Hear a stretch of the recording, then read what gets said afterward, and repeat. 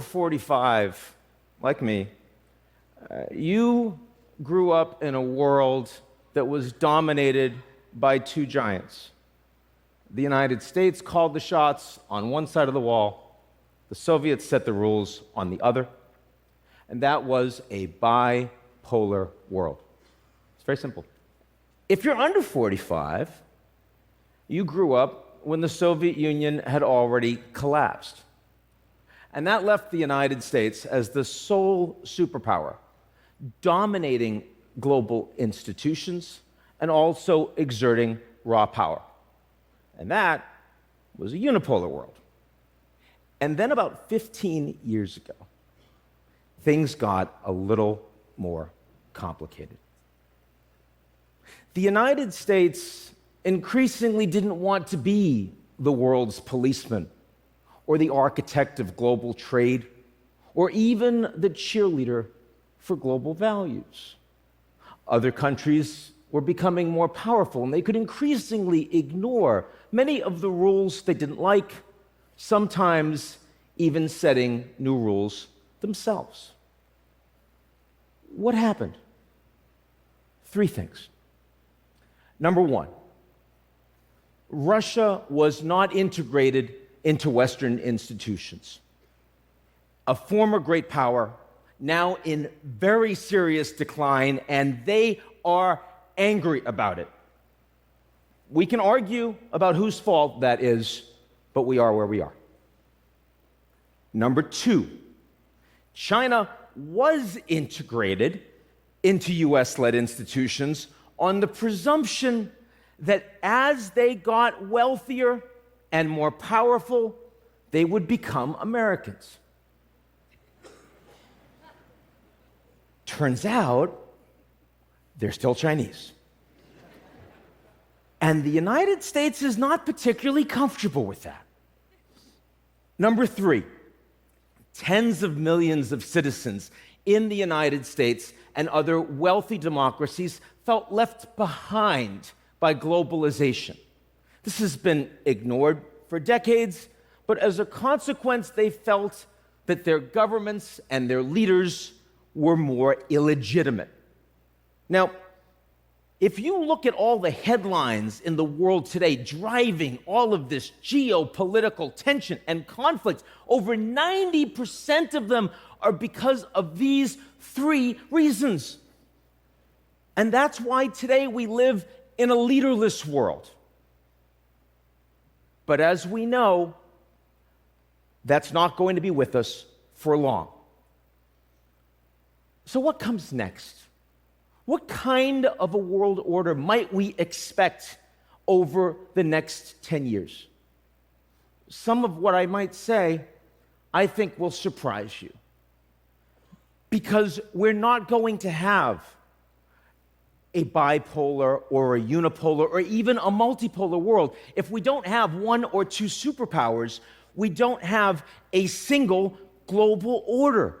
No, instead, we will have three different orders, a little overlapping, and the third will have immense importance for how we live, what we think, what we want, and what we're prepared to do to get it.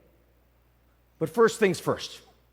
Today, we have a global security order. And as you see from the map, the United States and its allies are the most powerful players on it.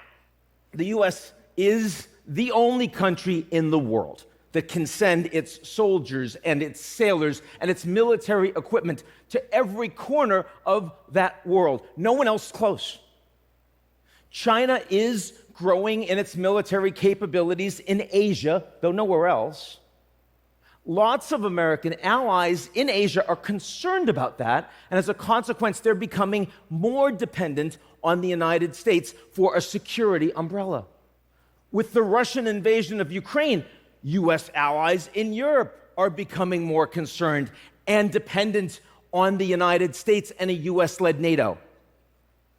The Russian military, of course, has been a greater global concern, much less so today, especially as they've lost over 200,000 troops and all of that equipment, and with sanctions making it extremely hard for them to rebuild. Now, Russia and China and others have nuclear weapons, but thank God it is still suicide to use them. And as a consequence, our security order is a unipolar order, and it is likely to remain so for the next decade.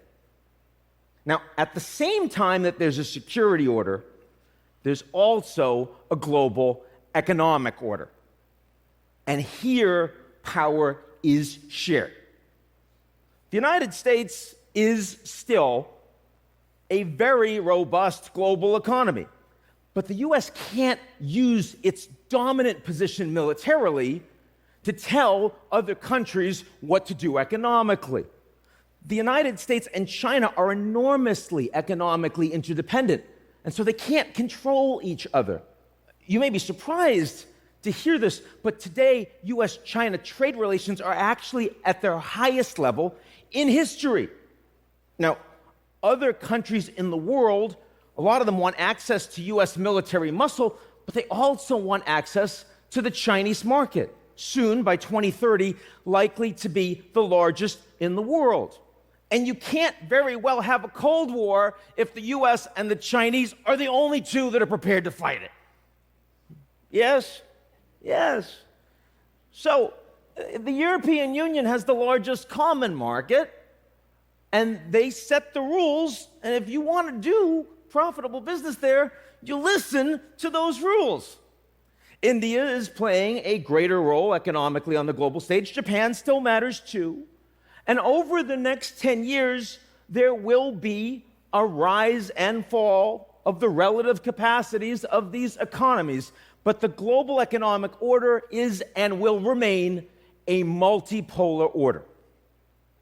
Now, between these two orders are tensions, because the United States will use its power in national security to try to bring more of the world's economies towards it. And we already see this starting to happen in semiconductors and in critical minerals, and maybe soon in TikTok.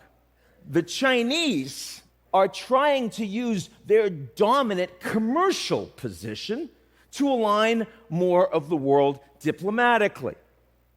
And Japan and Europe and India and everyone else will do their damnedest to ensure that neither of these two orders dominate the other, and they will mostly succeed. Now, so far, I have spoken with you about the two world orders we already see. But there's a third that is coming soon that's even more important, and that is the digital order. And the digital order is not run by governments, but by technology companies. We all know how much military support NATO countries have provided Ukraine during the war. But it's technology companies that provided the tools allowing Ukraine to defend itself from Russian cyber attack. It's technology companies that gave the Ukrainian leaders the ability to speak with their generals and their soldiers on the front lines. If it wasn't for those technology companies, Ukraine would have been fully offline within weeks of the war, and I don't believe President Zelensky would still be there today. Technology companies determine whether Donald Trump is able, in real time and without filter, to speak with hundreds of millions of people as he runs again for the presidency. It's social media platforms and their ability to promote disinformation and conspiracy theory. Without them, we do not have riots in the Capitol on January 6th. We do not have trucker riots in Ottawa. We do not have a January 8th insurrection in Brazil. Technology companies increasingly determine our identities. When I was growing up, it's nature or nurture. I mean, my deep and abiding emotional problems either come from how I was raised or some genetic failure. Could be both. But today, our identities are determined by nature and nurture and algorithm. If you want to challenge the system, you can't just question authority, as we were all told when we were growing up. Today, you have to question the algorithm. And that is a staggering amount of power in the hands of these technology companies. What are they going to do with that power? And that depends on who they want to be when they grow up. So if China and the United States work to exert much more power over the digital world, and technology companies in those countries align with those governments, we will end up in a technology Cold War. And that means the digital order will be split in two. If, on the other hand, technology companies persist with global business models and we retain competition between the digital and physical worlds, we will have a new globalization, a digital global order. Or, if the digital order becomes increasingly dominant and governments erode in their capacity to govern, and we've already seen the beginning of this, technology companies will become the dominant actors on the global stage in every way, and we will have a techno-polar order. And that will determine whether we have a world of limitless opportunity or a world without freedom. Now, at this point in my speech, I'm supposed to talk about the good news. But those of you that have heard this know that that is not coming. There is no pause button on these explosive and disruptive technologies. I don't know if you know this, there are over 100 people in the world today with the knowledge and the technology to create a new smallpox virus. Honestly, I don't have answers, but I have a few questions for the people that do.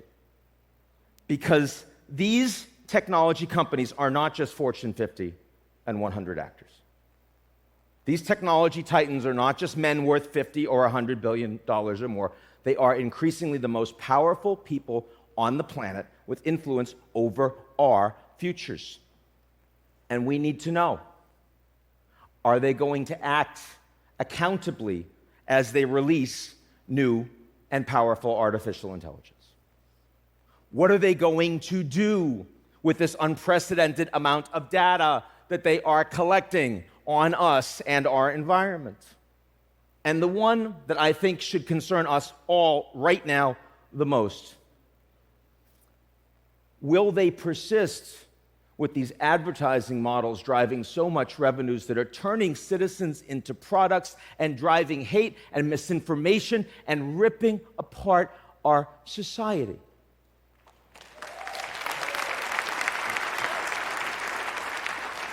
When I was a student back in 1989 and the wall fell, the United States was the principal exporter of democracy in the world.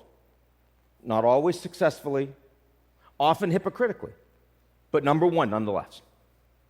Today, the United States has become the principal exporter of tools that destroy democracy. The technology leaders who create